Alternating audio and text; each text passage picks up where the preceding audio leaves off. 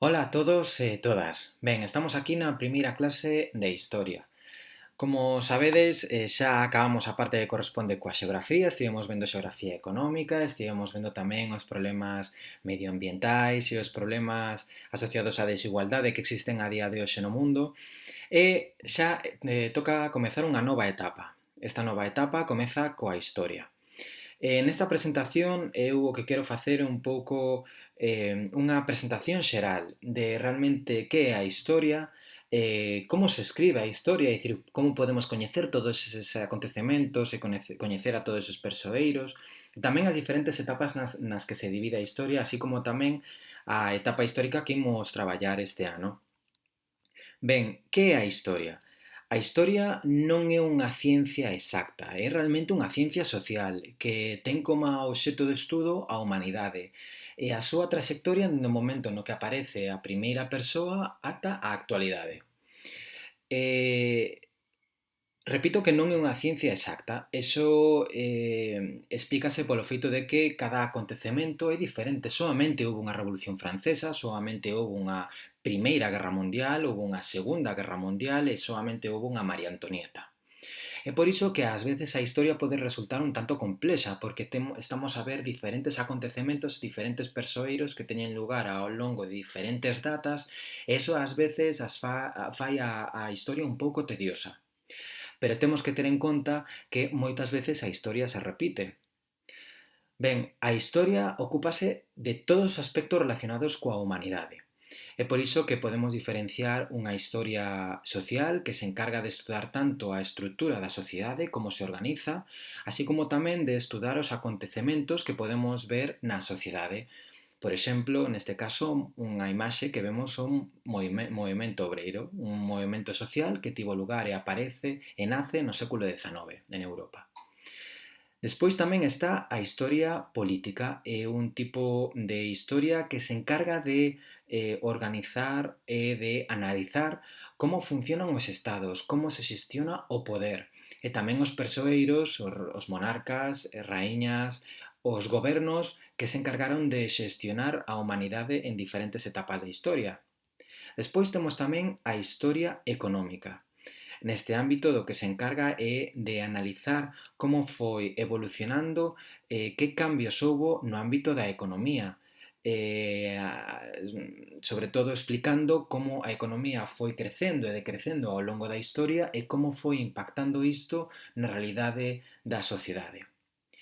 Despois está un eido moi amplio que é a historia da cultura, e dentro da historia da cultura podemos tamén entender a historia da arte.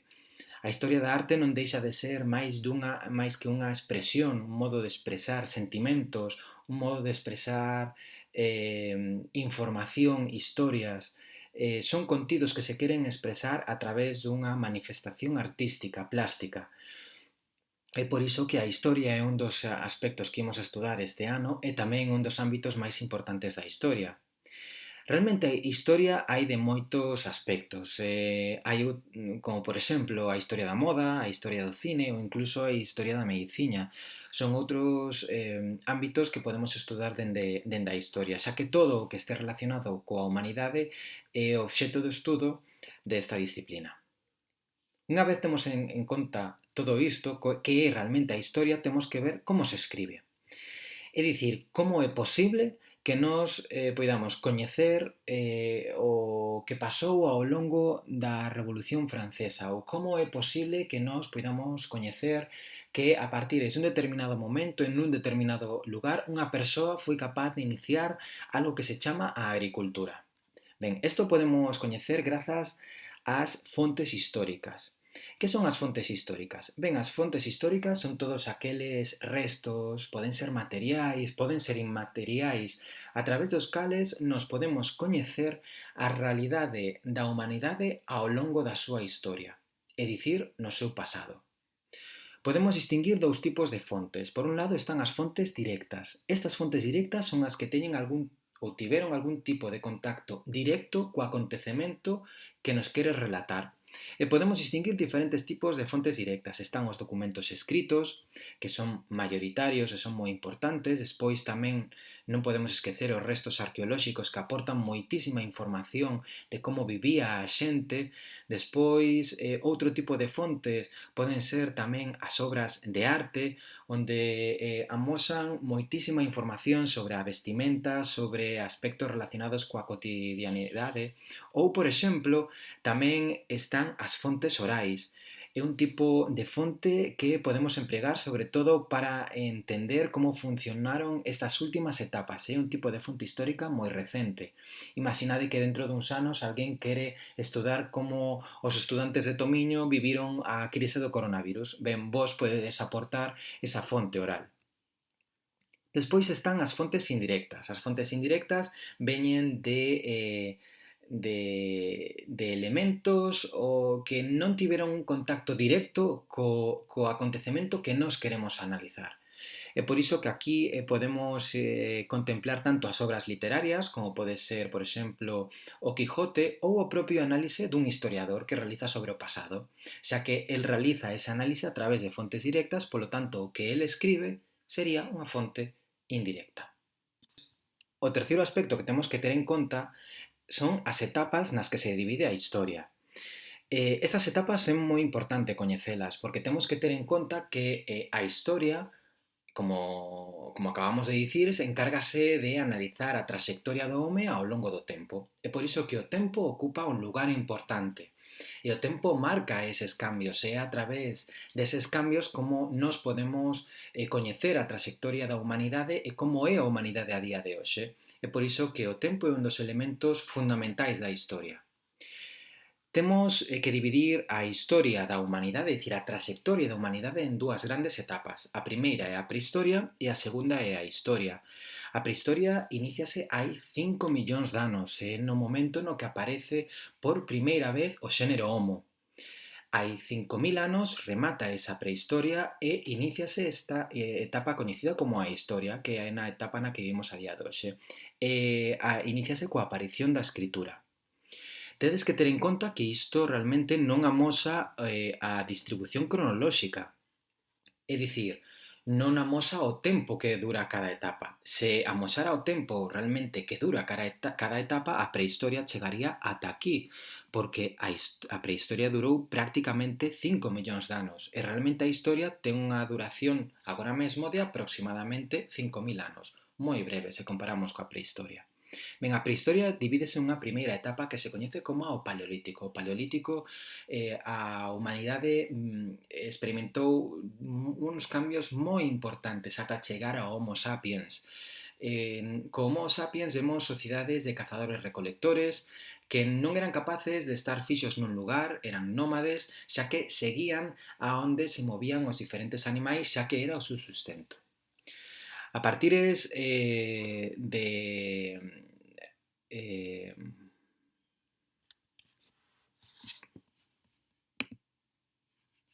hai 10.000 anos iníciase unha nova etapa.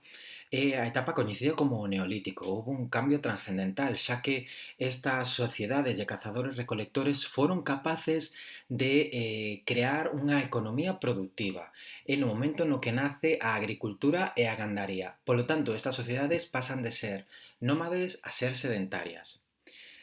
Hai aproximadamente 6.000 anos volve a ter lugar un cambio importante, un cambio fundamentalmente tecnolóxico. Neste momento iníciase a idade dos metais, a humanidade foi capaz de traballar con diferentes metais e diferentes aleacións, o bronce, o cobre, o ferro. Eso levoulle a que se forxaran sociedades guerreiras e naceran as primeiras civilizacións, como por exemplo o antigo Exipto ou Mesopotamia. Hai 5.000 anos hai un cambio importante, porque aparece a escritura. Ben, se pensamos por que aparece a escritura, a aparición da escritura non o podemos vincular a algo poético, non podemos vinculalo á literatura ou non podemos vinculalo ao interés de alguén por contar a súa vida ou por contar historias. Realmente a orixe da escritura é moitísimo máis simple e asóciase sobre todo á necesidade que tiveron estas sociedades de contar e, sobre todo, a necesidade que tiveron estas sociedades de cobrar impostos. É por iso que así nace a escritura. Así nace un novo xeito de comunicarse e tamén permite a acumulación de de moitísima información e o crecemento tamén destas civilizacións. Na Idade Antigua, a primeira etapa da historia, temos que centrarnos sobre todo en dúas grandes civilizacións, no noso caso, porque no noso caso estas civilizacións son o sustento cultural, a base cultural sobre a que se construíu posteriormente a civilización occidental. Por un lado está a civilización grega e en segundo lugar está a civilización romana, que deu lugar a un imperio que ocupou prácticamente todas as terras que bañaba o mar Mediterráneo. A partires do 476 despois de Cristo, coa desaparición do Imperio Romano Occidental, iníciase unha nova etapa, a Idade Medieval ou Idade Media. Unha etapa longa onde aparece un novo sistema social, un novo sistema político, un novo sistema económico coñecido como o feudalismo. Isto marcará unha sociedade dividida entre privilexiados e non privilexiados, onde os campesiños traballaban, os cregos oraban e a nobreza defendía, cada un coa súa funcionalidade. Ata 1453 ou 1492, depende, xa veremos por que temos esta doble distinción de etapa, onde se inicia a Idade Moderna. Unha etapa onde sí que é certo que perviviu esa sociedade feudal, pero con cambios. E tamén perviviron esas monarquías, pero monarquías cada vez máis fortes, que foron capaces de crear estados. E despois, a partires de 1789, aparece unha nova sociedade, a que se coñece como a sociedade de clases ou sociedade contemporánea, a raíz da Revolución Francesa. Esta idade contemporánea é na que vivimos a día de hoxe. Hai un aspecto que quero que teñades en conta. Unha persoa que vivía na idade medieval, que vivía na idade media, non pensaba, oh, eu son unha persoa do medievo. Non. Estas etapas, esta división da historia foi feita por historiadores fundamentalmente do século XIX, que o que fixeron foi coller diferentes acontecementos que eles consideraron esenciais e que marcaron un antes e un despois na historia da humanidade. E foi neses acontecementos onde estableceron as divisións das diferentes etapas, dende o Paleolítico ata a Idade Contemporánea. É por iso que a día de hoxe estamos a dicir que vivimos na idade contemporánea, pero o mellor dentro duns anos os historiadores fan un análise sobre os últimos anos, sobre os últimos cambios que houbo nestes últimos anos e deciden que realmente a partires de X data iníciase unha nova idade. Pode ser, por exemplo, a caída das Torres Xemelgas, pode ser tamén a revolución informática que tivo lugar a finais do século XX ou, por que non, pode ser tamén a crise do coronavirus que estamos a vivir nestes días. Unha vez estivemos analizando as diferentes etapas e vemos por que se organiza así a historia, nos imos deter un pouquiño na Idade Moderna, que vai dende 1453-1492 ata 1789. Esta é a etapa que imos traballar este ano. Navegaremos dende o século XV, pasando polo século XVI, chegaremos ata o século XVII e nos quedaremos aí o século XVIII, xa o veredes o ano que ven. Ben, a idade moderna podemos dicir que comeza co descubrimento da América, 1492. Sí que é certo que foi un acontecemento moi relevante, porque a partir deste momento os europeos foron conscientes de que o mundo era máis amplio. Realmente a Terra, a partir deste momento, pasou a estar completamente descuberta e converteuse nunha terra coñecida. Pero tamén hai outro acontecemento importante que hai que ter en conta e que marca tamén para moitos o fin da Idade Media. É a caída do Imperio Bizantino que tivo lugar en 1453 en moitos países europeos. O que marca o inicio da Idade Moderna non é o descubrimento da América, senón que foi a caída do Imperio Bizantino. O que era o Imperio Bizantino? Ben, o Imperio Bizantino era un imperio que ocupaba un territorio que ía dende Europa ata Asia Menor. E de onde nace este Imperio Bizantino? Bueno, este Imperio Bizantino non é máis que o herdeiro do antigo Imperio Romano Oriental, e un dos persoeiros máis significativos deste imperio foi Xustiniano, do que estou seguro de que vos lembrades. Ben, se a Idade Media comeza coa caída do Imperio Romano Occidental, é normal que para moitos a Idade Media acabe coa caída do Imperio Romano Oriental, que tivo lugar en 1453. Cando remata a Idade Moderna? Ben, a Idade Moderna acaba cun acontecemento moi relevante, que tivo lugar en 1789. É coñecido este acontecemento como a Revolución Francesa. Foi un acontecemento moi importante. Como veremos, aparecerá e crecerá en importancia un novo grupo social que se coñece como a burguesía e crecerá a nivel económico. Pero pouco a pouco, a pesar de converterse no grupo social máis rico, eles tamén quererán máis dereitos políticos, quererán participar na política e quererán tamén unha maior igualdade social. Unha igualdade social que ao longo da Idade Moderna non existiu.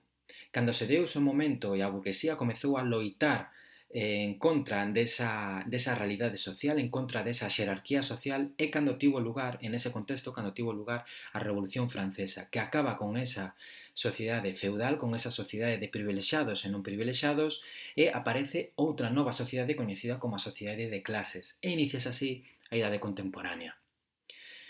Ben, a Idade Moderna, unha das características fundamentais é que é unha etapa de cambio. É unha etapa de cambio entre o sistema feudal propio da Idade Media e o sistema capitalista que se consolida na Idade Contemporánea. Hai uns cambios políticos moi relevantes e tamén hai novos protagonistas. Os cambios políticos porque a monarquía crece en importancia e en poder e é capaz de xerar estados e crear estados moi similares aos que coñecemos hoxe en día. Un xerme dos estados que coñecemos a día de hoxe. Un exemplo destes protagonistas pode ser Isabel I de Inglaterra, un dos persoeiros máis importantes da historia de Inglaterra que transformou a un pequeno reino, que era realmente Inglaterra, e sentou as bases do que posteriormente será Gran Bretaña. Foi coñecida como a raíña virxe, non realmente porque fora virxe, senón porque foi unha raíña que tomou a determinación de non casar, porque sabía perfectamente que pola súa condición de muller sería capaz de concentrar mellor o poder e de exercer realmente como raíña sen ningún home ao lado. Despois teremos a figura e analizaremos a figura de Luís XIV de Francia, coñecido como o Rei Sol, un dos reis máis poderosos de toda a Europa da Idade Moderna. E despois, no caso de España, temos que puntualizar que España neste momento como tal non existe. España forma parte ou está dentro dun conglomerado de reinos que recibe o nome de monarquía hispánica, onde está Castela, onde está tamén Navarra, onde está tamén a Coroa de Aragón, onde estará tamén incluída, por exemplo, Portugal, e tamén estarán incluídos Flandes, que corresponde con Bélxica, ou, por exemplo, os Países Baixos. Ben, esta monarquía hispánica foi capaz de crear un verdadeiro imperio. E como a exemplo deste imperio temos a Filipe II, un rei que liderou esta monarquía hispánica na segunda metade do século XVI, foi un rei obsesionado co catolicismo e tamén foi un rei no que se dicía que tiña un imperio onde nunca se puña o sol, porque tiña diferentes territorios desperdigados nos diferentes continentes da Terra. Foi un dos grandes imperios da Idade Moderna e foi o momento no que a monarquía hispánica conseguiu ter a hexemonía do mundo. Non solamente houbo cambios na política, senón tamén nesta etapa veremos que houbo cambios importantes socioeconómicos, cambios sociais como o crecemento en importancia dunha burguesía e crecemento en importancia económica fundamentalmente. E de feito, eles foron os protagonistas dos cambios económicos que se deron neste momento. Grazas ao descubrimento dun novo continente, o comercio a partir deste momento comezou a crecer en importancia. Si que é certo que o principal sector, a principal actividade económica seguiu sendo a agricultura, pero o comercio reactivouse a uns niveis ata o de agora nunca vistos, creando rutas que se movían por diferentes puntos do planeta. Tamén houbo cambios culturais moi importantes, por exemplo, no momento no que viviu o coñecido como Leonardo da Vinci, un pintor do Renacemento e un pensador, filósofo e científico, un home propio do humanismo. Tamén foi un período no que destacou un persoeiro que o mellor para vos non é tan coñecido, que se coñece como Martín Lutero. Martín Lutero sentou as bases dun cambio relixioso moi importante en Europa. A partir deste momento veremos como o cristianismo europeo rómpese entre católicos no sur, fundamentalmente, e tamén protestantes que se ubican maioritariamente no norte. Esta división relixiosa é un dos factores que temos que entender para poder coñecer un pouco e adentrarnos sobre as diferencias culturais que existen a día de hoxe entre a Europa do Sur e a Europa do Norte. Despois tamén outros persoeiros no ámbito científico, como Galileo Galilei.